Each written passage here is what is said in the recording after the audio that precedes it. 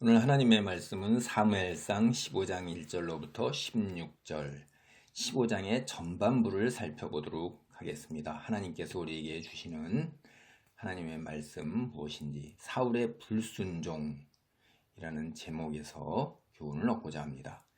사무엘상 13장을 통해서 우리는 사울이 사무엘을 통한 하나님의 말씀을 거역해서 하나님께 버림을 받았다는 것을 이미 알고 있어요. 그런데 오늘 또다시 오늘 본문 15장에서 확실하게 사울은 하나님의 명령을 거역했습니다. 그래서 하나님께서 사울을 버리시는 것을 아주 확실하게 만들었던 것입니다. 13장, 14장, 15장을 보면 하나님께 불순종한 사울이 잃어버리는 것이 이제 하나씩 더 점진적으로 추가되는 것을 우리가 볼 수 있어요. 사울은 13장에서 자신의 왕조가 영원히 지속될 그 가능성을 잃어버린 거예요. 그런데 14장에 와서는 블레셋 사람들을 제거할 수 있는 기회도 잃어버렸고 또 이스라엘 백성으로부터 받을 수 있는 존경, 받을 수 있는 지지, 이거를 모두 잃어버린 거예요. 근데 오늘 본문 15장에 와서는 이제 자신의 왕국마저 잃어버리는 것입니다. 이 모든 것의 근본적 원인이 어디에 있느냐? 사울이 하나님의 말씀에 순종하지 않은 것, 거기에 있는 것입니다. 사울의 불순종이 근본 원인인 것입니다. 여기에 우리가 보면 불순종할 때 순종이 뭐냐 하는 거예요. 순종. 그러니까 순종이라는 것이 13장에서는 사울이 넘어지게 만드는 돌, 거치는 돌이에요. 걸림돌이에요. 순종이. 오늘 15장에 와서는 그것이 사울을 완전히 부숴버리는 바위가 된 거예요. 떠서 날아와서 그 다음에 사물을 부서뜨리는 바위. 여러분 이걸 보면 넘어지는 돌, 거치는 돌, 그 다음에 날라와서 떠서 부서뜨리는 돌, 예수 그리스도 생각나게 하시죠. 유대인에게 예수님이 바로 이렇게 넘어지는 돌, 거치는 돌이 되었고 이제 완전히 산산조각 내는 그런 바위가 된 것을 우리가 알 수가 있어요. 여기 오늘 사울 역시 순종이라는 그 말, 그 개념이 사울이 실패하게, 그래서 땅에 뒹굴어지게, 그러더니 완전히 뒹굴어진 사울을 완전히 파멸하게 만드는 그런 것이 된 겁니다. 제가 어느 때 설교에서 여러분 이런 말을 한 기억이 납니다. 기독교인은 자신이 지은 죄를 회개만 하면 하나님께서 용서해 주실 것이다. 아니 용서하신다. 이렇게, 즉 회개와 용서는 연결된 마치 자동 프로그램인 것처럼 착각하면 안 된다. 오해하면 안 된다. 이렇게 얘기한 게 기억이 납니다. 여기서 오늘 본문을 보면 15장에서 사울은 자신의 불순종을 뉘우치고 회개를 해요. 그리고 사무엘도 밤새 사울을 위해서 중보 기도를 합니다. 그런데도 하나님께서는 사울을 버리셨어요. 그 회개 기도를 받아들이고 중보 기도를 받아들여서 사울을 용서하시고 사울을 받아들이지 아니하신 것을 우리가 볼 수가 있어요. 여러분, 회개와 용서는 연결된 자동 프로그램이다. 이거 착각하고 오해하면 안 됩니다. 이스라엘 백성이 출애굽할 때 지은 큰 죄 중에 하나가 출애굽기 32장에 나오는 금송아지 사건입니다. 이 아론의 못나고 부족한 성품이 여기서 이제 그대로 드러나는데 뭐냐면 모세에게 변명을 하는데 그 변명 자체가 너무나 어처구니가 없는 거예요. 저는 이런 부분에서 지도자가 지녀야 할 자질의 부분에서 좀 당황스럽고 화도 납니다. 어찌되었든 간에 아론은 회개하고 그리고 백성도 회개하고 모세가 중보 기도를 했어요. 그래서 하나님께서 아론을 비롯한 이스라엘 백성 모두를 용서해 주신 거예요. 그리고 사사기를 보면 사사기 내내 처음부터 끝까지 이스라엘 백성을 하나님께 불순종해요. 그런데 그 불순종한 결과로 이방 민족의 통제와 압박과 핍박 속에서 부르짖으면 죄를 지었음에도 불구하고 회개하고 부르짖으면 즉시 하나님께서 응답하셔요.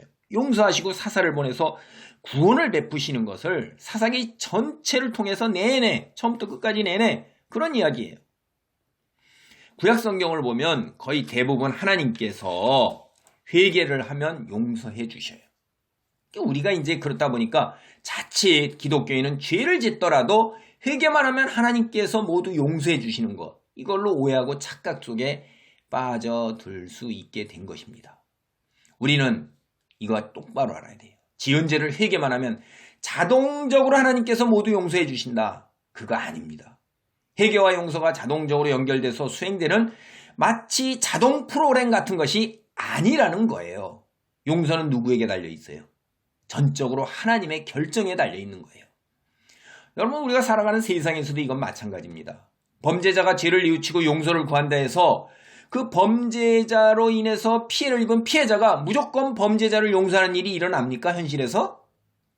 피해자가 범죄자를 용서하느냐 안 하느냐 하는 문제는 전적으로 피해자 자신의 의지와 감정과 그 사람의 결정에 달려 있는 거예요.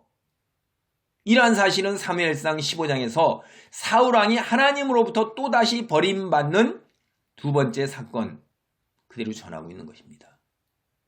앞선 14장과 마찬가지로 15장도 A, B, C, C-B-A-라는 샌드위치 구조로 이루어져 있어요. A와 A-가 샌드위치의 윗장과 아랫장이고 중간에 내용, 소로 들어가 있는 것이 B, C, C-B- 이런 순서로 들어가 있습니다. 오늘은 먼저 15장 앞부분에 A, B, C 단락에 관해서 살펴보겠습니다. 먼저 A 단락은 사무엘상 15장 1절에서 3절입니다. 사무엘이 사울을 찾아오는 내용이에요. 사무엘은 사울에게 여호와의 명령이라며 아말렉과 그들의 소유를 진멸하라는 말을 전합니다. 이 아말렉 족속은 가나안 지역의 남쪽 및 남서쪽을 배회하는 반유목 생활을 한 족속입니다. 출애굽기 17장 8절로 16절을 보면 이들은 애굽을 나온 이스라엘을 처음으로 공격한 이방인이에요.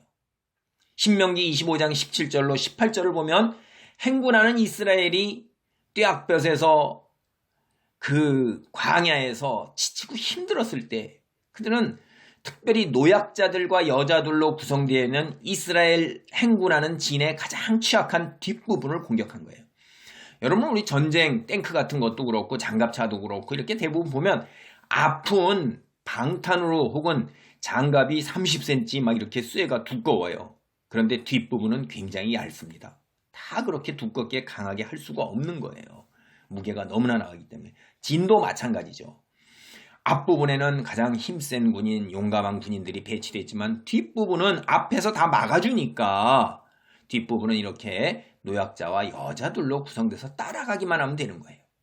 그런데 이렇게 여자와 노약자들을 공격하는 것, 어린이들 공격하는 게 매우 비열한 행위입니다. 이건 군인을 상대로 하는 전쟁이 아니에요. 이것들은 민간인을 대상으로 하는 테러요, 약탈인 것입니다.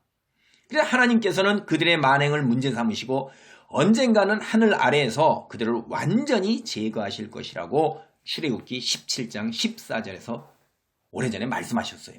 이러한 배경에서 아말렉은 세월이 지날수록 이스라엘을 대적하는 원수들의 상징으로 이제 성경에 나오고 있고 이스라엘 사람들은 그렇게 각인이 된 거예요, 머리에.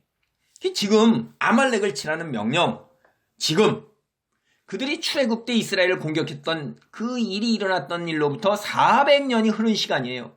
지금에 와서 다시 명분이 되어서 아말렉을 치라고 사울에게 명령이 내려지고 있는 거예요.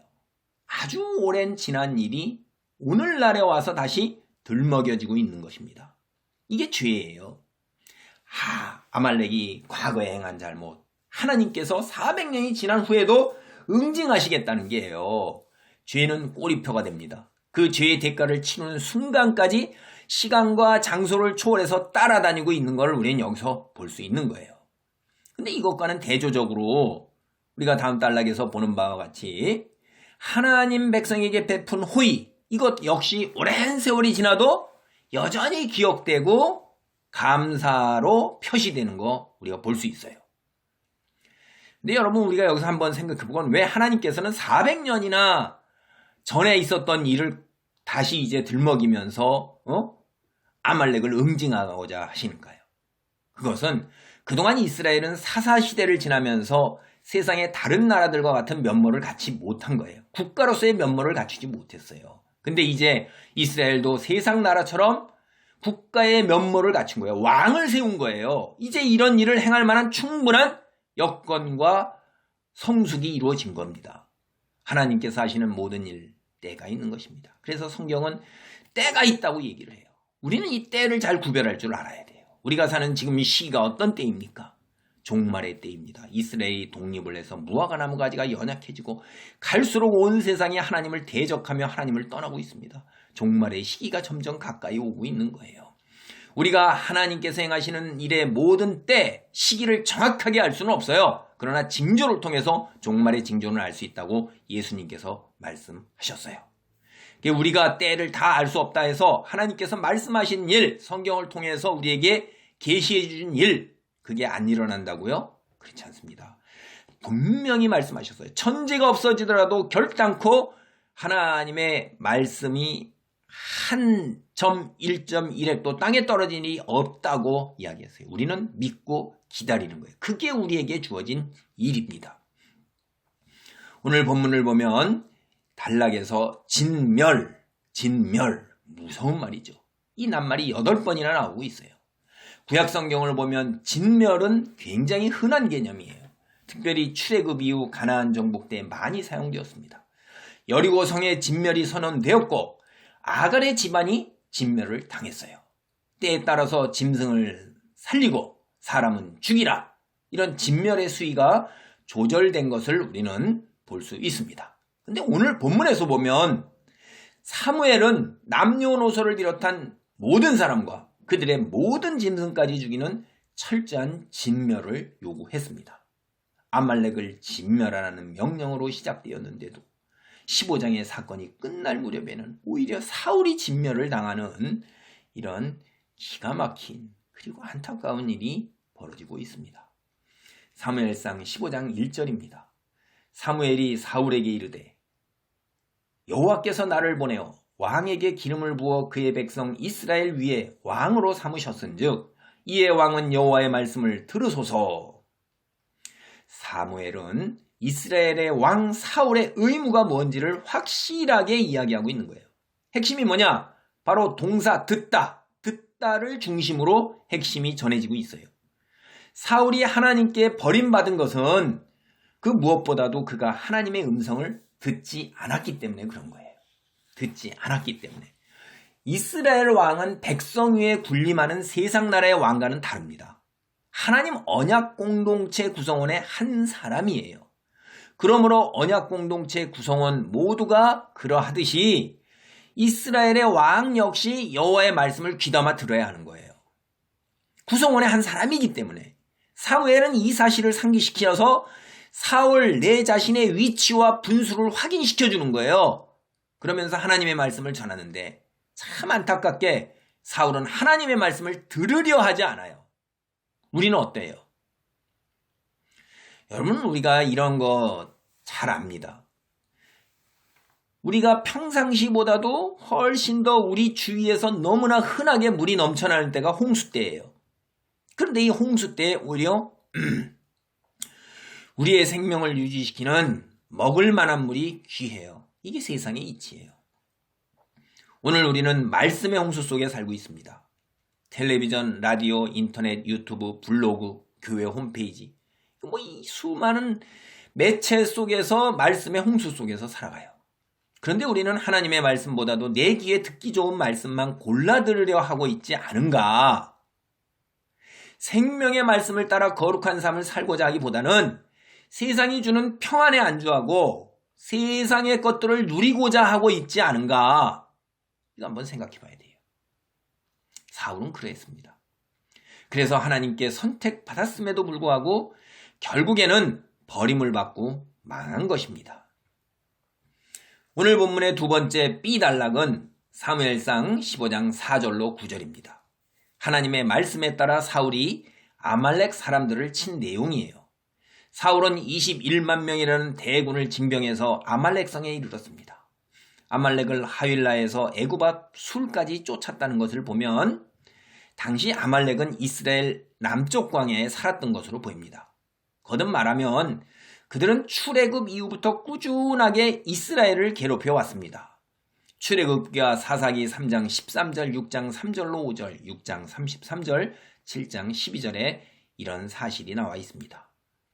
사울은 아말렉을 치기 전에 그들 가운데 살고 있던 겐 사람들에게 그곳을 떠나라고 합니다.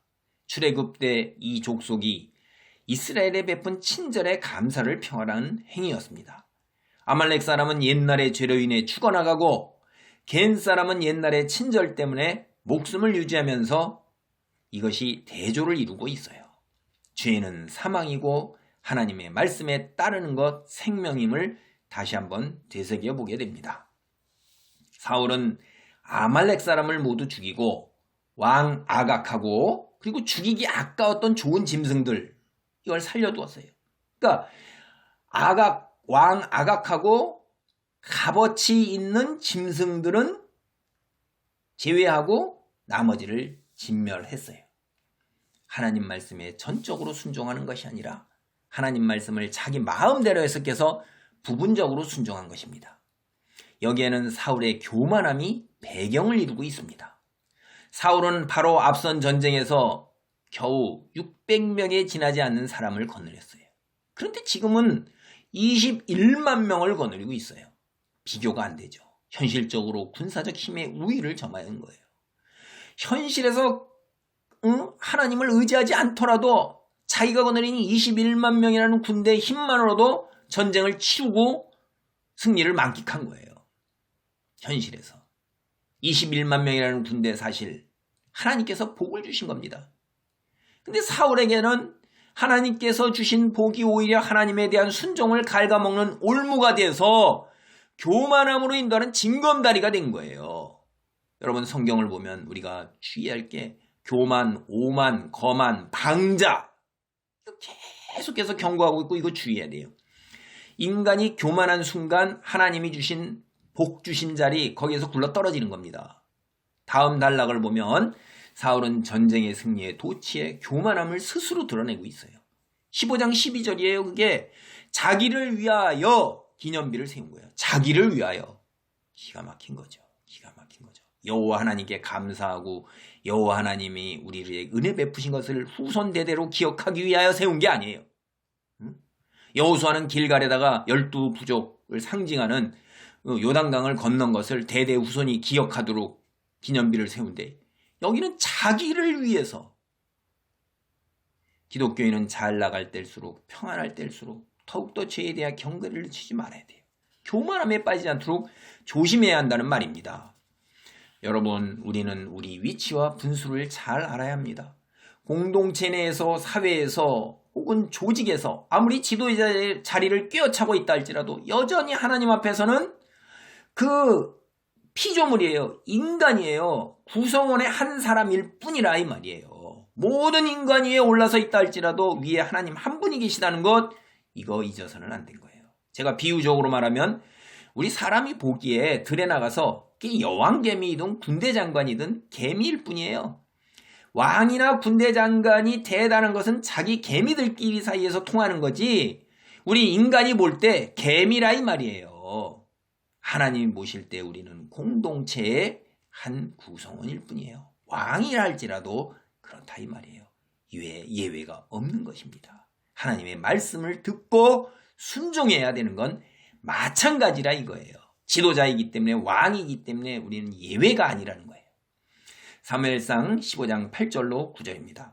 아말렉 사람의 왕 아각을 사로잡고 칼날로 그의 모든 백성을 진멸하였으되 사울과 백성이 아각과 그의 양과 소의 가장 좋은 것 또는 기름진 것과 어린 양과 모든 좋은 것을 남기고 진멸하기를 즐겨 아니하고 가치 없고 하찮은 것은 진멸하니라.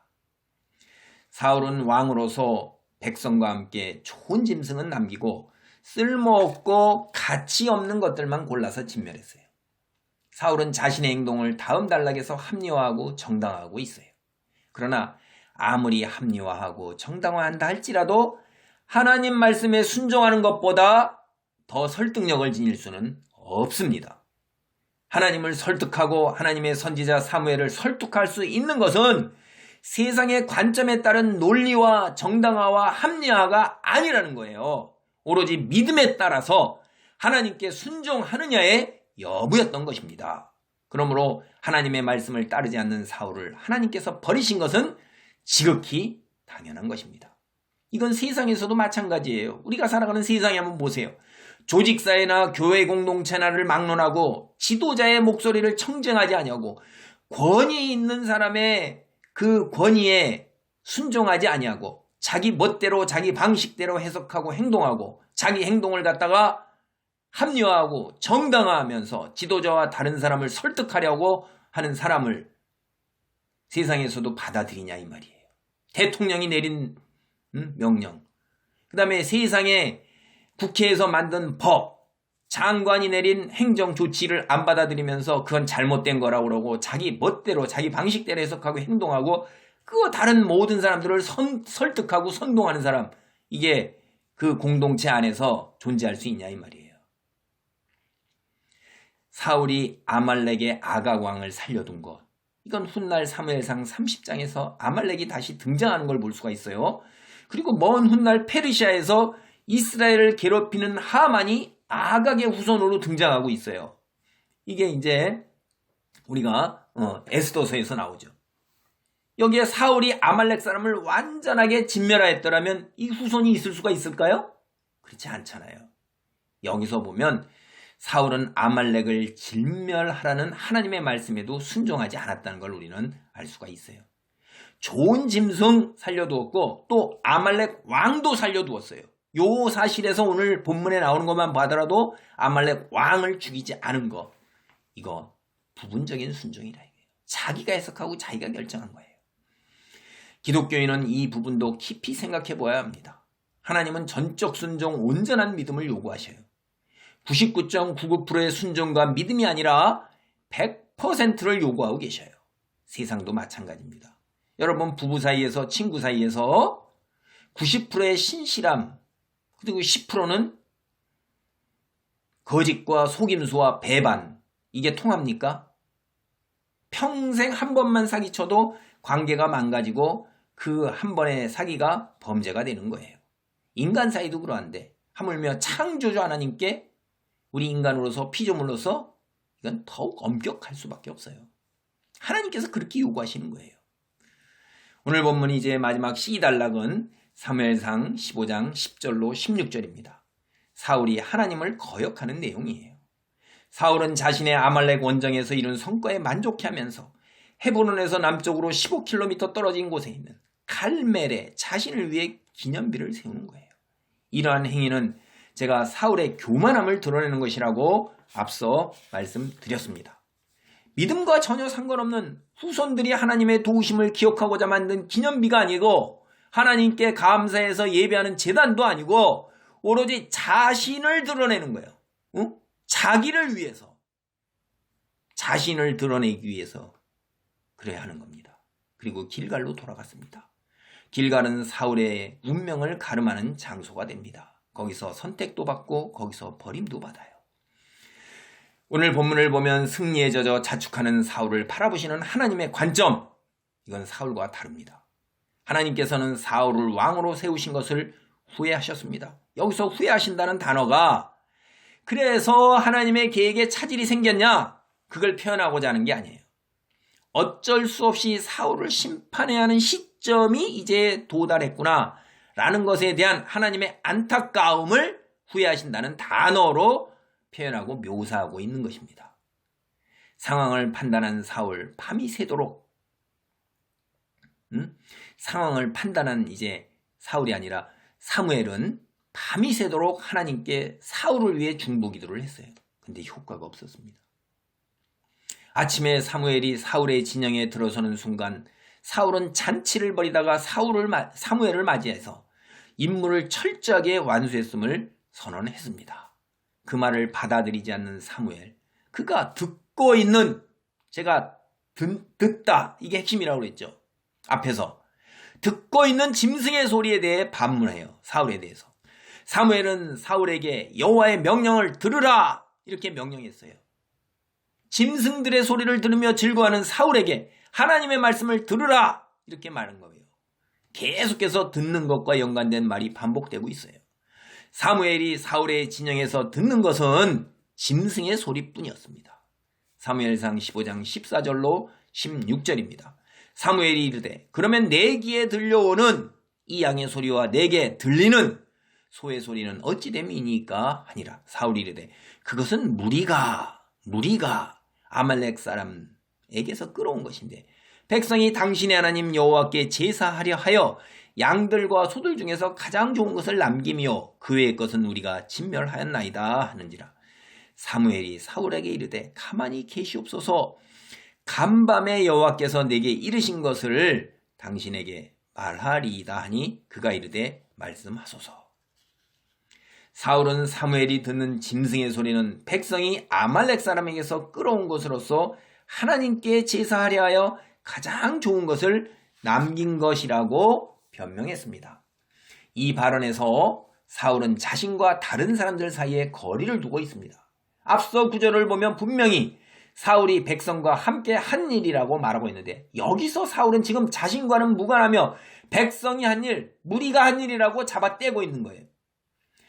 그리고 또 보면 나 혹은 우리의 하나님 이렇게 말해야 되는데 당신의 하나님이라고 해서 하나님과 거리를 두면서 사무엘과 대화를 하고 있는 거예요. 모든 것은 백성, 즉 무리가 한 일이며 자기와 상관없고 하나님마저도 사무엘의 하나님이며 나와 상관없는 하나님이 되는 거예요. 여기서. 그러므로 백성과 사무엘 사이의 일이고 자기는 상관없는 일이라며 쏙 빠져나가고 있는 것입니다. 이게 지도자가 해야 될 말인가요? 지도자가 자기가 함께 한 일, 사실은 지도자가 허락했고 지도자가 이끌었기 때문에 백성이 그런 거지, 백성이 그렇게 하려 할지라도 왕으로서 지도자로서 맡고 하나님의 말씀을 따르도록 순종해야 할 만한 권위를 가지고 있고 권세를 가지고 있잖아요. 그런데 이제 자기가 한 일을 백성 탓으로 돌리는 거예요. 이게 당연히 안 되는 거예요. 이게 사울의 문제가 아니에요. 사실 우리 인간은 남 탓을 하고 자신을 변명하고 합리화해요. 이건 타락한 인간, 우리 본성이 지닌 성향이에요. 이게 여기에서 벗어나기가 굉장히 어렵습니다. 저도 마찬가지입니다.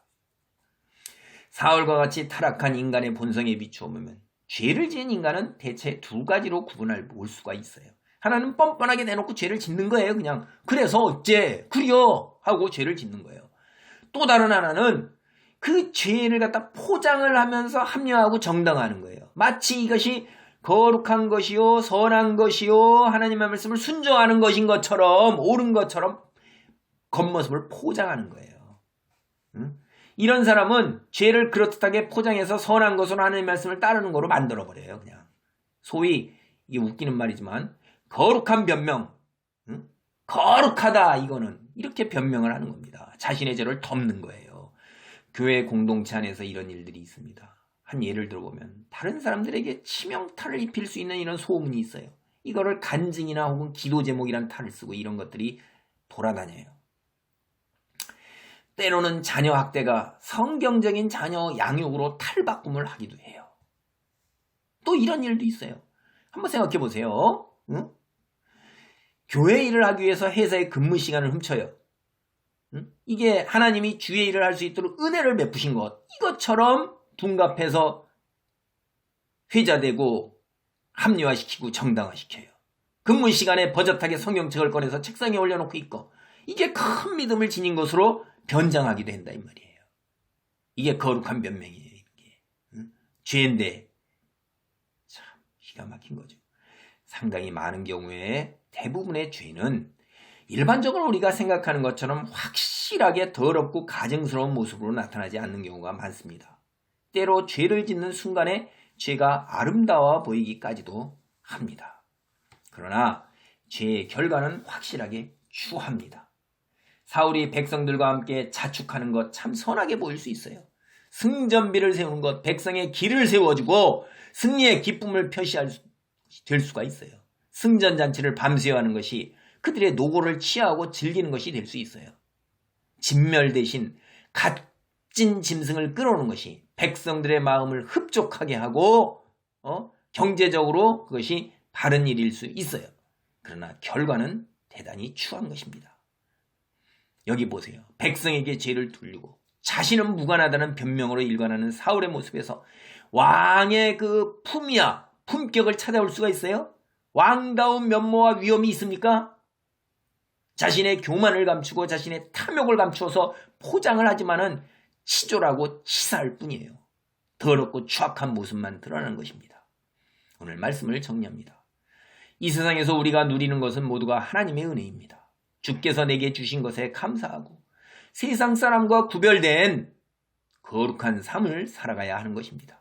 그렇게 하기 위해서 먼저 하나님께서 우리에게 하시는 말씀을 들을 귀를 가져야 하는 거예요. 성경을 읽고 기도하고 하나님의 소리를 듣고 순종해야 하는 거예요. 우리는 사울처럼 선택되었습니다. 그러나 사울은 결국 버림받아 파멸에 이릅니다. 우리가 그렇게 되지 않기 위해서는 하나님의 말씀을 귀 기울여 듣고 순종해야 하는 것입니다. 바로 다윗처럼 하나님의 말씀에 순종해야 하는 것입니다. 우리 모두 그런 사람, 그런 신앙, 믿음을 지닌 사람이 되기를 간절히 바랍니다. 아멘. 기도하겠습니다.